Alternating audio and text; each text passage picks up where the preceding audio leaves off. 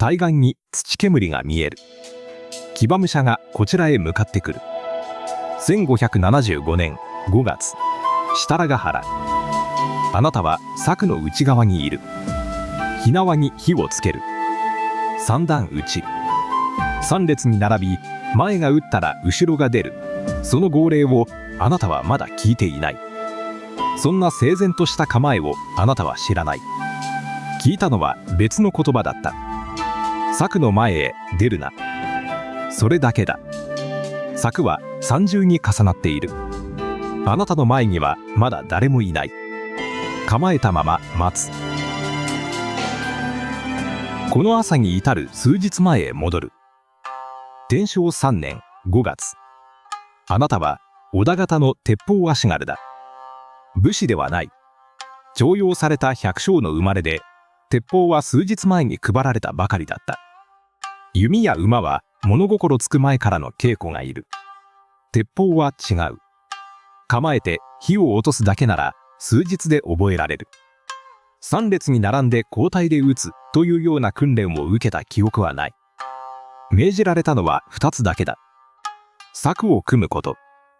柵の前へ出ないこと。あなたの前には丘と川が広がっていた。長篠城から西南西へ進んだ先に設ヶ原という土地がある。低い丘と丘の間に連後川という小さな川が流れている。川といっても幅は広くない。だが両岸は低い湿地になっている。この窪地が後で柵の位置を決めることになる。長篠城は武田方に囲まれて数ヶ月になる。その城を助けるために織田信長と徳川家康の軍がここまで来た。あなたのような足軽は名簿に名が載っているだけの一人だ。戦場の全体は見えない。信長が設楽ヶ原に着陣してから決戦の日まで数日ある。その数日、あなたが見ていたのは軍議ではない。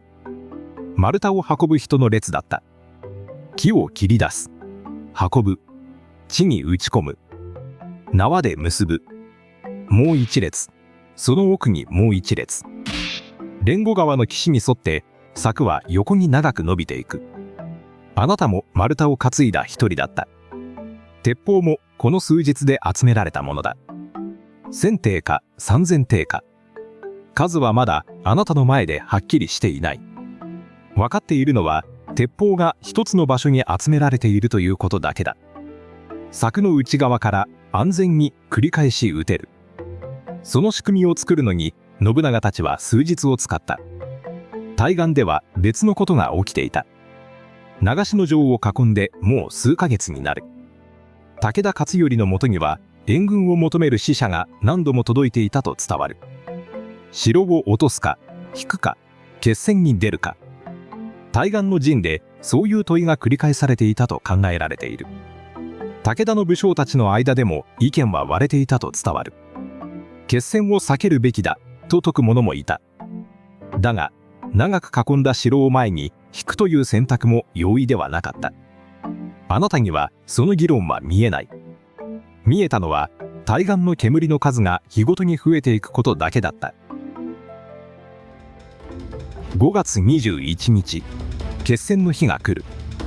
夜明け前、あなたは柵の内側に着いた。そこから対岸が見渡せた。柵は丘の縁に沿って組まれている。対岸の武田方は川を渡り、低い土地からこの丘へ向かってこなければならない。低いところから高いところへ、しかも柵の向こうへ。その地形を信長たちは数日かけて選び作った。両軍はそれぞれの部隊で対峙していた。対岸には山形正景の隊、内藤正豊の隊、馬場信春の隊が並んでいる。柵のこちら側には佐久間信盛の隊、徳川家康の本隊が構えている。柵の向こうに川を挟んで両軍が向き合っている。朝、ホラ貝が鳴った。対岸の隊が動き出す。対岸の列から一つの隊が離れる。山形の隊がまず柵へ向かってくる。柵の手前で止まる。鉄砲の音が続けて鳴る。隊は引く。しばらくして別の隊が来る。内藤の隊だ。同じことがまた起きる。前へ止まる。音引く。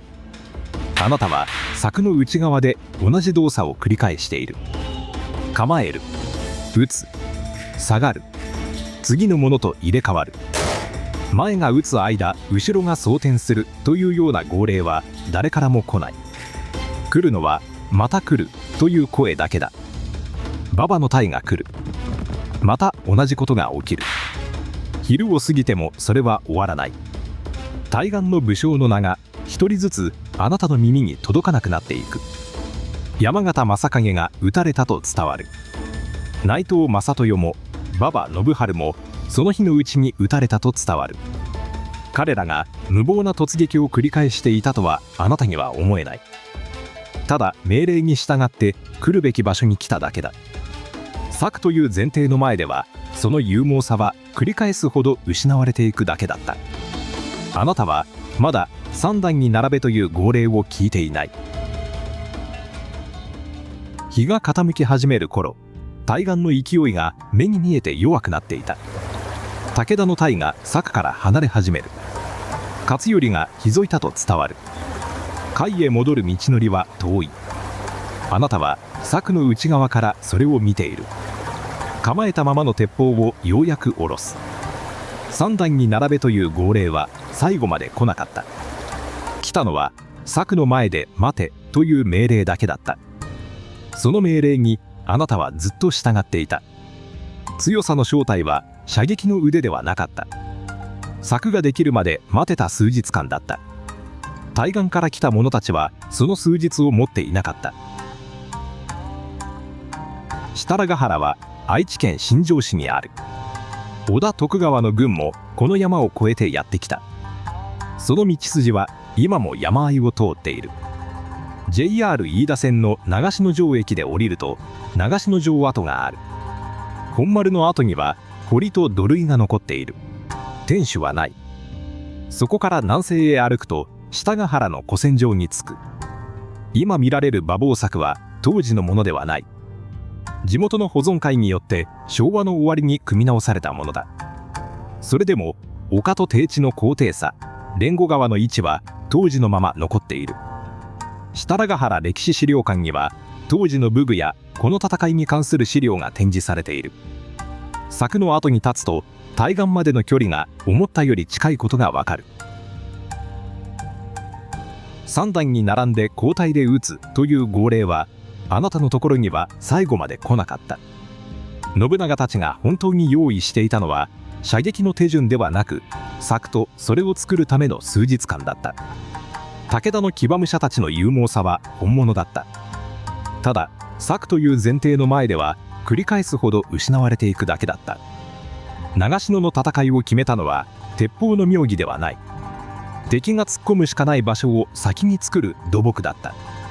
その土木の発想を信長はこの後も繰り返します。次に信長が作ったのは柵ではなく日本になかった城でした。次は安土城です。3年で建ち7年で燃え落ちた城の話です。